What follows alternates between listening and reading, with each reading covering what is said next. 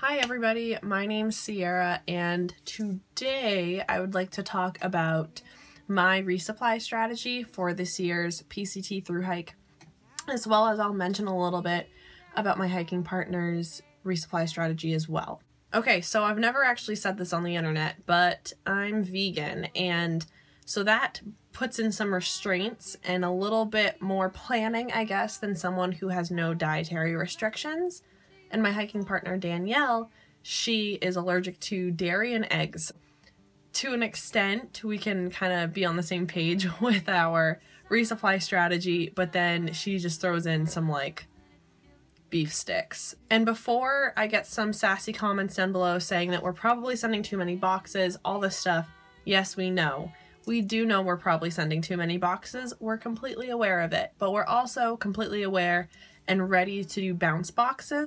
We have also looked at other vegan thru hikers, and a lot of them sent more boxes in general than someone who isn't vegan. And also, we like the fact that it's a sunk cost, so we're excited about that. So to come up with where we're sending our boxes, we purchased a very long, it's like, I don't even know.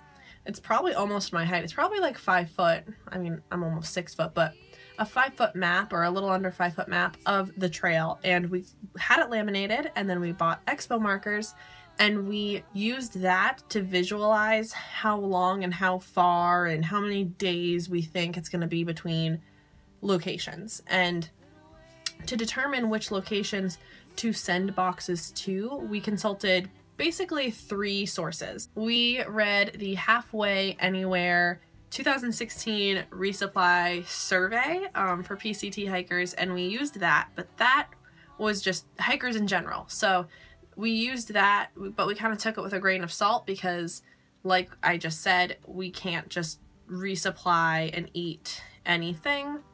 Basically any stop on there that people were like, do not send a thing here. We were like, okay, we'll just not send one there. And then places that were like, absolutely 100%, we were like, awesome. If regular eaters couldn't find enough stuff there to resupply, or it was too expensive for them, imagine what it's going to be for us. Then we also watched Juliana Chauncey's video here on YouTube where she read off all the places that she resupplied at this past year in 2017 and said yay or nay. And we took that very seriously because we were like, she just did it. And she was very candid about it. So we were like, we trust that. The third thing we used, we actually got from Kotezi's vegan resupply video that she actually just put out very, very recently. So we were looking for something to kind of validate our stops based on Halfway Anywhere and Juliana Chauncey's 2 sources. So Kotezi linked to this thing on one of her videos, and it was this awesome spreadsheet, and it's a bunch of hikers who did Sobo and Nobos and all kinds of stuff, and they all like made this awesome spreadsheet, and it talks about, you know, what places were good for vegans and what places were bad for vegans. So we basically used the list that we already had and then like triple checked it with that spreadsheet. And so we're sending more boxes than the average person or the average hiker. We know, we're so aware of that, but generally speaking, vegan hikers do send more than someone who can eat Slim Jims. So I have been buying food for about the last month, I would say, and there are a couple places that I've been buying food from. So when I buy in bulk food, I get from Amazon, I get from Christmas Tree Shop, which I think is just a New England store, boxed and brandless. So Amazon, I've gotten the majority of the things from. Christmas Tree Shop, it's kind of one of those stores where things that for some reason aren't selling, or they made too many, or there was like maybe like a spelling error on a label. It's like kind of one of those stores. So you can get stuff at a really great price. Boxed, I personally haven't purchased anything from boxed.com, but Danielle has, because for her, a lot of things. So the only difference we really have on snacks is gelatin or some sort of like animal byproduct. So to get single serving things, I guess, so things that I haven't bought in bulk, I have been getting from Trader Joe's and Walmart.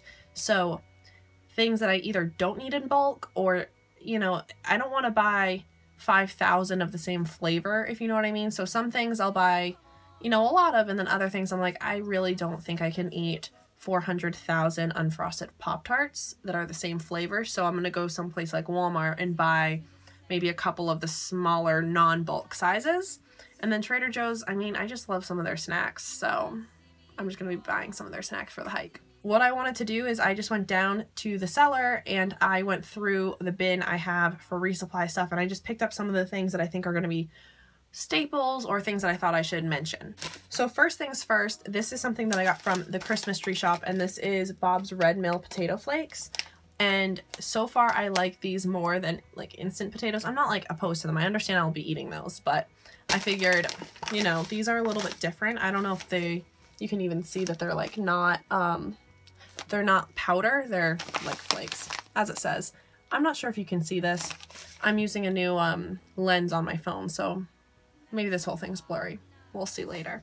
So I plan on doing ramen bombs with these, just eating potatoes because potatoes are my favorite food, mixing seasoning or sauce packets or literally anything with these, or just eating them because I love potatoes. So one thing that Danielle and I did is we reached out to our coworkers and our family members and our friends, and we said, like, obviously, hey, you guys know we're hiking the PCT in 3 months, and we don't really feel like buying bulk sauce packets because that just seems like such a waste when you can like just steal a handful from like Taco Bell and whatnot. So we have family members that are buying us, or not buying us, they're just, every time they go out, they get us sauce packets. So this is from the other day when my grandparents went to get Chinese food and they got me some soy sauce, and I'm so excited because I'm just gonna eat some like rice and some soy sauce. So this was $2.99 and it's Bob's Red Mill rolled oats, and this is from